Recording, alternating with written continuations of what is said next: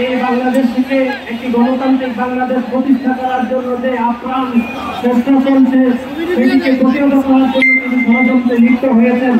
আমরা দেখেছি গত 5 আগস্ট হাসিনা সরকার দেশ থেকে পালিয়ে গিয়ে ভারতে আশ্রয় সাময়িক আশ্রয় দিয়েছেন, কিন্তু ভারতের জনগণ এই হাসিনা সরকারকে তাদের ইংল্যান্ডে আশ্রয় পাঠিয়েছিলেন, কিন্তু ইংল্যান্ড সরকার সরাসরি চালিয়ে গিয়েছেন যে গণহত্যা বাংলাদেশে ছাত্র জনতার যে গণবিপ্লব হয়েছে সেই গণবিপ্লবে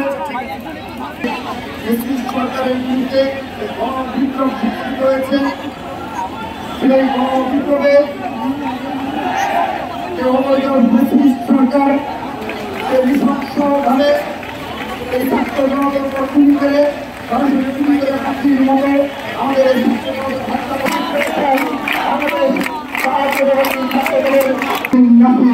উপস্থিত হয়েছেন ছাত্রদল কেন্দ্রীয় সংসদের বিপ্লবী সিনিয়র সভাপতি আবু আফতার মোহাম্মদ ইয়াহিয়া। গণহত্যায় জড়িতদের বিচারের দাবিতে এবং এই ব্যক্তি অবৈধ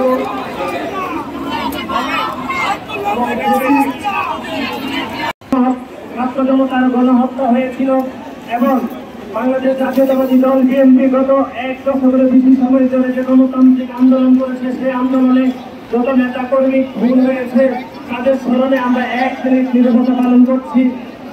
আপনারা সবাই দাঁড়িয়ে এই সব স্লোগান বন্ধ, সবাই নীরবতা পালন করবো। আমাদের নীরবতা পালন এখন শুরু হলো।